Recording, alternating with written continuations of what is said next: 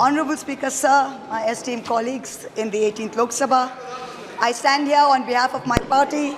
Pradhan, Mr. Prime Minister, Honorable Prime Minister, I would really request you, since you've been here for the better half of 1 hour, ये भी सुनते हुए जाइए sir, डरिए मत sir, डरिए मत, 2 बार आ गए sir.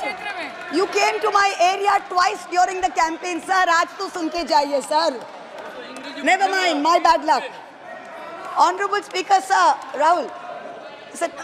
Honorable Speaker, sir, my esteemed colleagues in this newly constituted 18th Lok Sabha, I stand here on behalf of my party, the All India Trinamool Congress.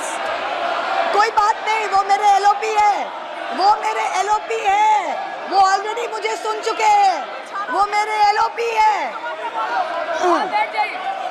Honorable Speaker, sir, my esteemed colleagues, in this 18th Lok Sabha, I stand here on behalf of my party, the All India Trinamool Congress, to speak on the Honorable President's address. The last time I stood here, sir, I was not allowed to speak. I was not allowed to speak. आप लोगों ने अरे let me finish. Dimple, let me finish. Guys, ignore. Let me finish. And जिसको जाना है please जाइए, no problem.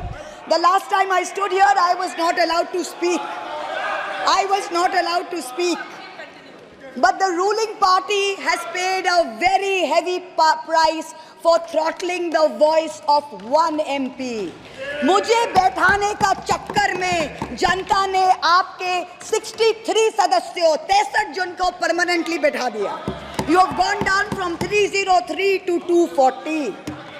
In my maiden speech in the Lok Sabha in June 2019, I spoke on the 7 signs of fascism that were taking over this country. 5 years to the date, on June 27, 2024, this House saw the unprecedented scene of the marshals welcoming the President of India, the Honorable President, with a Sengol in their hand. The Sengol is a symbol of the supreme authority of a monarch. It has no place in the temple of a constitutional democracy. But Honorable Speaker, sir, it is understandable why this happened. Because the BJP has still not understood that their 303 brute majority, their Rajtantra, has been reduced to a 240-seat minority by the Loktantra. They are still living in the world of the Sengol. This sudden changed reality, this new reality, is yet to sink in for the treasury benches and especially for the speech writers of the Honorable President's address. The speech that the Honorable President read out, she said, the people of India have elected a stable government with a clear majority. Please do not embarrass the office of the President by using poorly edited cut and paste versions of old speeches. This is not a stable government. It depends on multiple allies with a history of U-turns. It has not got a simple majority. The BJP is 32 short of 272. It is going to be a very hard landing for the treasury benches, as was obvious today. This time, there are 234 warriors this time, firmly united, and we have walked through fire to walk through these doors, so you will not be able to shut us up this time the way you did last time. There are numerous statements in the Honorable President's address that defy even a tenuous link to truth and to reality.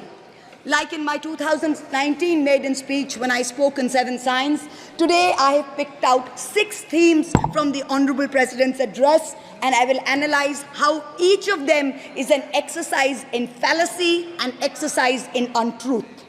The address covers many issues, but I have chosen 6 themes. The first theme, the Northeast. The Honorable President's address says that the government has increased allocation for the Northeast by 4 times, has worked for increased and lasting peace in the area. Now, I have one question. Why is the word Manipur nowhere in the speech? Why do we refer to the generic Northeast? During the Lok Sabha campaign, the BJP, the ruling party, the Honorable Prime Minister mentioned many words beginning with the letter M. Musalman, Mullah, madrasa, Mughal, mutton, machli, mujra, Mangal Sutra, but not once did they mention Manipur. We don't need to act east. The government says we want to act east. We don't need you to act east. Look east, walk east, and most important, embrace east. I stand here for my brothers and sisters of Manipur, and I quote the revolutionary poet Pablo Neruda. One morning the bonfires leapt out of the earth. One morning the bonfires leapt out of the earth, devouring human beings. And from then on, the fire. From then on, blood. Come, see the blood on the streets. Come, see the blood in the streets. Please go to Manipur, see the blood in the streets. The second theme in the President's address, women empowerment. The speech says, women in our country had been demanding greater representation in the Lok Sabha and Vidhan Sabhas, and today they stand empowered by the Women's Reservation Act. This is a complete untruth. Firstly, you conveniently delayed reservation for women in parliament because you actually fear women. Yes. You fear Nari Shakti. Yes. You want their support, but you certainly don't want us here. The 17th Lok Sabha had 78 women, 14.3%. The 18th Lok Sabha, this Lok Sabha has only 74 women. Yes. 4 women less than last time, only 13.6%. The ruling party, the BJP, had called a special session to bring in the Women's Reservation Bill. They have got a shameful 30 women MPs out of 240, only 12.5%. It is only Mamata Banerjee's Trinamool Congress that in 2019 had 37%, and even this time has got 38%. The President's address talks of a comprehensive campaign by the government to enrich and make 3 crore women Lakhpati Didis. All that we have seen so far is a far more comprehensive campaign to make 1 Arabpati Dada. I'm sure I don't need to take his name in this house. I'm sure we all know who we are talking about. The third theme, Kashmir. The address mentions that after decades of shutdowns and strikes, the Kashmir Valley has voted in an atmosphere of stability and security. But if abrogating Section 370 was such a good idea, why did the ruling party, the BJP, not even dare to put up candidates in the 3 valley seats of Anantnag, Baramulla and Srinagar? If 370 was such a big deal and you were going to campaign on the basis of 370, you did not even dare to fight the seats. The Kashmir Valley has voted in MPs who were against your 2019 decision. You downgraded Ladakh into a union territory. You told them it was a temporary move. Today, 5 years later, the Ladakhis are still waiting. They have not got back their statehood. You have not given them a legislature. You have not included them in the 6th schedule. You have not given their demand of 2 separate seats of Leh and Kargil. As a result, in the current Lok Sabha, the Ladakhis have relegated you to 3rd position in the Lok Sabha. You lost it. The 4th theme in the Honorable President's address, the Election Commission of India. The speech expresses gratitude to the ECI for conducting the largest election in the world. With all humility, with no intent to denigrate the office of what used to be the august constitutional body of this land, let us as members of this opposition put on record that we won in spite of the EC, not because of it. The commissioners chosen by a government-dominated panel in willful disobedience of the Supreme Court turned a deaf ear to the most egregious violations of the Model Code of Conduct by the ruling party, by the Honorable Prime Minister with his hate-filled speeches and his divisive religion-based rhetoric. This country has been ashamed and disgusted by the language used against minorities during this campaign. This election will go down in history where an eager and compliant election commission turned a blind eye and a deaf ear against the excesses of the ruling party when the MCC was in effect. Opposition leaders were arrested, party accounts were frozen, ED and CBI even came into our election offices with impunity. Ultimately, the voters took charge and they said, "Bahut ho gaya. Enough is enough." The 5th theme, and here I have to commend the speechwriter's very dark, almost macabre sense of humor. The Indian Railways aviation and infrastructure. The address says that work on the Ahmedabad-Mumbai bullet train is going on at a fast pace, and Indian Railways is doing feasibility studies for bullet train corridors in the north, in the south, in the east of India. Now I'm going to ask the government a question. Why are you, Honorable Chairperson? Is this a cruel joke? You are sanctioning 1,08,000 crores, 1,08,000 crores for one single Mumbai-Ahmedabad bullet train. A basic high-speed rail network costs 200 crores per kilometer. The Indian Railways is touting the Kavach anti-collision system. It's an automatic train protection system as the cheapest in the world, says 50 lakhs per kilometer is the cost. The total rail tracks in India is roughly about 126,000 kilometers. So the cost of covering all of India with Kavach is going to be 63,000 crores. All of India's Kavach costs 63,000, and one single Ahmedabad-Mumbai bullet train costs 1,08,000. Please look at the numbers. Last June in Balasore, 3 trains collided, 296 people died. The ministry said Kavach was not operational on that route. Last week, Kanchenjunga Express collided with a goods train in New Jalpaiguri. 10 people died. Again, the ministry said Kavach is not operational on the route. The Economic Times had a survey which said at the current level of funding, it will take 50 years for all of India to be covered under Kavach. And you're telling us about bullet trains. And please don't start shouting about what it was during Nehru's time. We don't know and we don't care. False equivalences cannot take the place of real body bags. The address mentions about how India is apparently the 3rd largest domestic aviation hub of the world. In truth, India's airports have become domestic hazard hubs. First in Jabalpur, then in Delhi, then in Rajkot. Newly constructed airports have canopies falling down, killing people. The newly constructed Rampath in Ayodhya has had 3 cave-ins in the last week. The Pragati Maidan tunnel is flooded. The Atal Setu has developed cracks. The Ram temple's roof is leaking. This is exactly what happens when infrastructure is poorly planned and rushed in order for photo opportunities by the supreme leaders. Yes. The sixth theme, competitive cooperative federalism. Honorable Chairperson, sir, the last decade saw the most brutal government-sponsored throttling of cooperative federalism that this country has ever seen. I speak for my own state of West Bengal. The centre has withheld 7,000 crores in Manrega funds. 17 lakh households have been deprived for work already done. It has held back 8,200 crores under the rural housing scheme, over 11 lakh houses sanctioned but not paid. Another 1,000 crores has been held back in pension and PMGSY. A total of 16,000 crores. When we went to meet the Rural Development Minister, we were dragged out by the Delhi police and bundled into prison vans.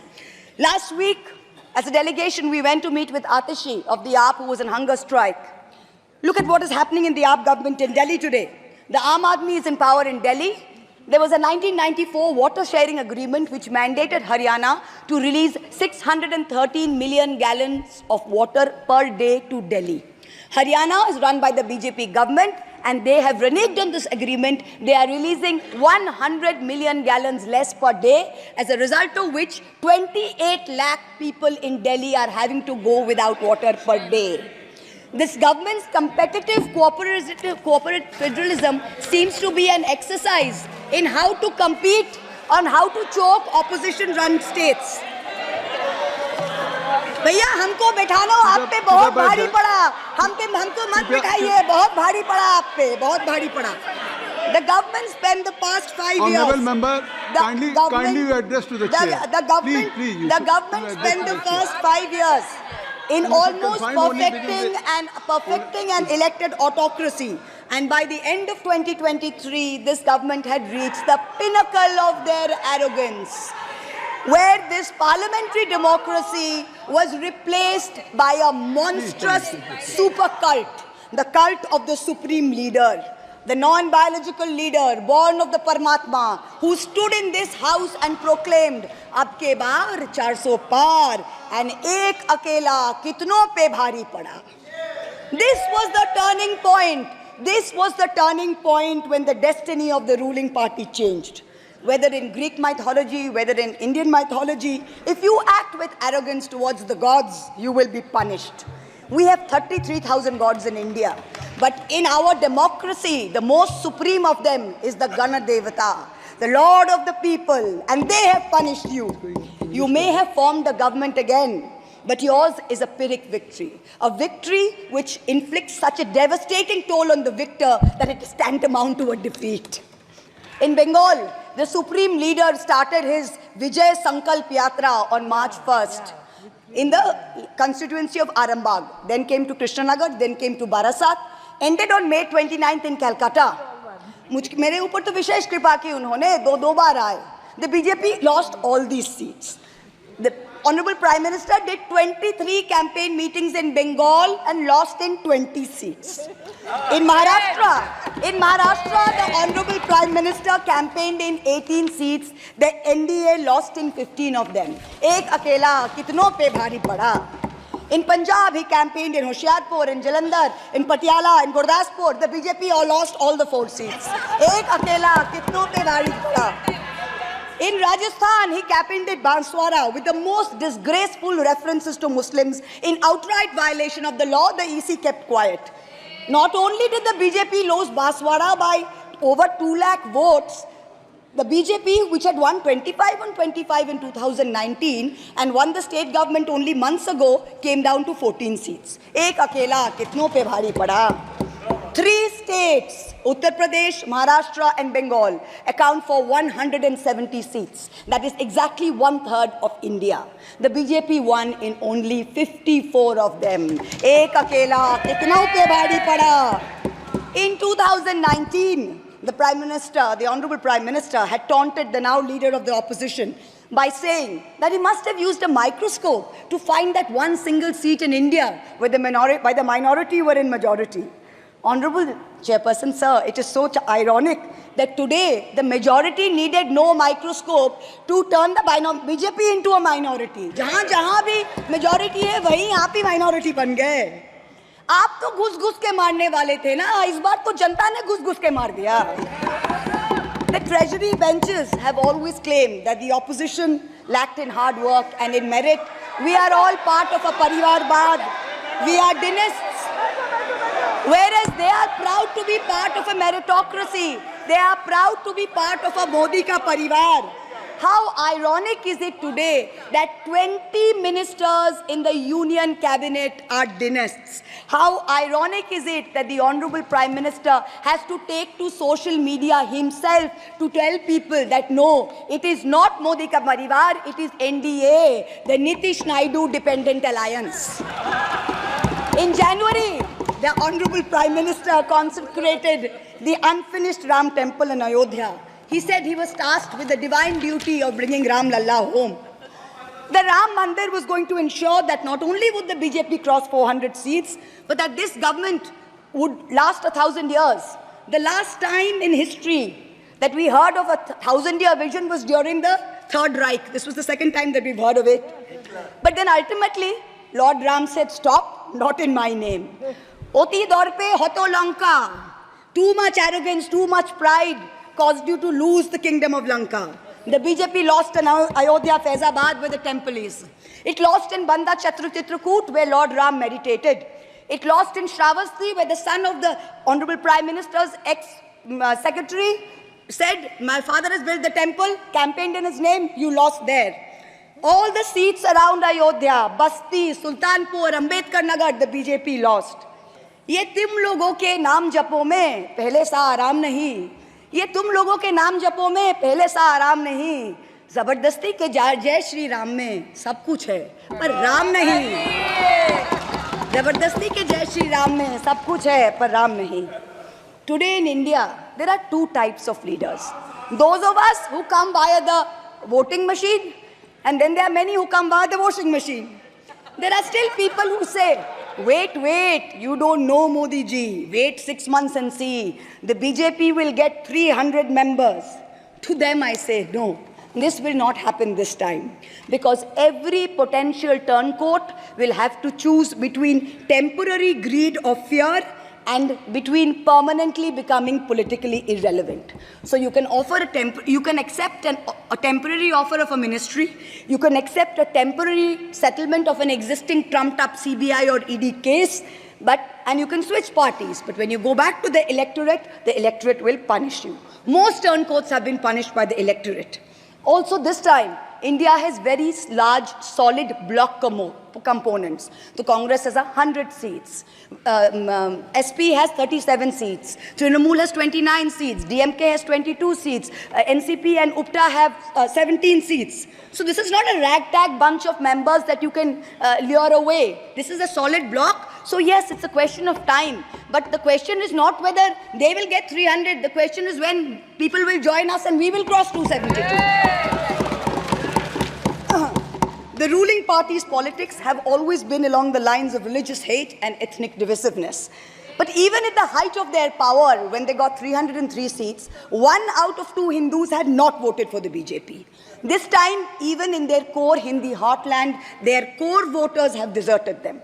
The Muslims in India, over 250 of them, called infiltrators, called terrorists in the land of their birth, waited silently, patiently, and bided their time.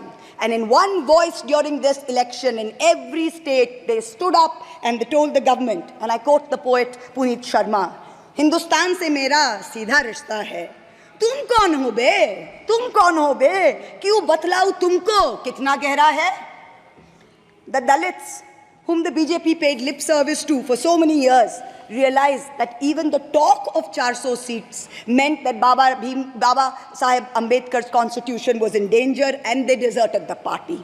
The Marathas, whom the BJP coalition had tried so desperately to woo, realized that their promises were worth nothing. The BJP and its allies lost 7 out of 8 seats in Marathwad. The Jats, the careers of their youth at risk with this ill-conceived Agniveer scheme, their farming livelihoods threatened, their female wrestlers manhandled. They vented their ire at the ballot box. Ultimately, it was the BJP's policies of exclusion, not inclusion. You wanted to exclude everybody, and that was your undoing. You didn't need Muslims. You trampled on Dalits. You ignored farmers. You ignored Jats. You marginalized Kashmiris. Well, they consolidated their voice during this election pan-India, and today they don't need you. That's the message they've given you during this election. ये देश ही अपना हासिल है जहां राम प्रसाद भी बिस्मिल है. मिट्टी को कैसे बांटोगे? सबका ही खून तो शामिल है. That's what they said. You can't divide us. You can't do it anymore. This new India, this new frame of reference is going to be very hard for a lot of interest groups. Perhaps the first casualty is the legacy media. The Godi media was its own worst victim. The brown-nosing TV anchors and online trolls lied, spread fake information, amplified the government's propaganda. So-called psephologists who actually had printing contracts from the government of India were on TV 24/7 acting like the election was a done deal. There was no need for voting. The BJP had already won. Media moguls organized conclaves where they prostrated themselves before the Vishwa Guru. Anchors used staged interviews and set up scripts. In short, the media had lost all credibility. So when you asked the people during surveys which way they voted, they didn't trust you and they didn't tell you the truth, which is why you got it wrong. Ram Kamal Jha, the editor of the Indian Express, remarked that some media owners were so comfortable on their knees that it hurts to stand up. To them we say, please stay where you are. There is a new generation of journalists in India today with spine, with integrity, and with courage. A media you have done your best to silence with fake cases and attempts and censorship, but they have survived and they will thrive in the digital space. I will also touch upon another pillar in our democracy, the judiciary. 2 days ago, the Honorable Chief Justice of India, while on a visit to Calcutta, remarked that judges were not deities. They are here to dispense justice with compassion. Just as one can't be partly pregnant, you either are or you're not. Justice and democracy too must be absolute. They cannot partly be in effect. The retirement age for High Court justices is 62, and the retirement age for Supreme Court judges is 65. Now, this has unfortunately contributed to High Court judges kowtowing to the Supreme Court Collegium and to the government for a last-minute elevation to be able to serve for 3 more years and then qualify for further sinecures, such as the head of the Lokpal, the head of the National Human Rights Commission, chairman of various tribunals. It has come to such a state that opposition leaders framed in politically motivated cases are denied and bail and denied justice simply because judges are even scared to touch their case for fear of offending the government. Today I say, the poorest people in India who have perhaps the most to lose from offending the government in power, they have shown spine and risen to the occasion. Your lords and ladyships, heed thy inner voice, have a spine, rise to the occasion. 7 months ago, on the 8th of December, this house was transformed into a Kurusabha, presided over by a blind Dhritarashtra, where Dushrasan Darbaris made every attempt to disrobe Draupadi. The ethics committee that voted to recommend my expulsion on the 9th of November, they voted 6-4, had 10 members and 1 chairperson. Of the 5 Lok Sabha members from the BJP, 4 have not returned to the House. The chairperson, a BJP member, has also not returned. The Congress turncoat from Punjab who voted against has also not returned. The BJP lady MP from Maharashtra who started the debate in the House on behalf of the BJP has also lost. Much like Lord Krishna protected Draupadi, the people of Krishnanagar have protected me. In the last year, a lot of people look at me and say, oh, Mahua, you must have lost a lot. You lost your membership, you lost your house. And by the way, I also lost my uterus due to a surgery. But you know what I gained? I gained what Rahulji said, the freedom from fear. I do not fear you. I will see the end of you. We will see the end of you.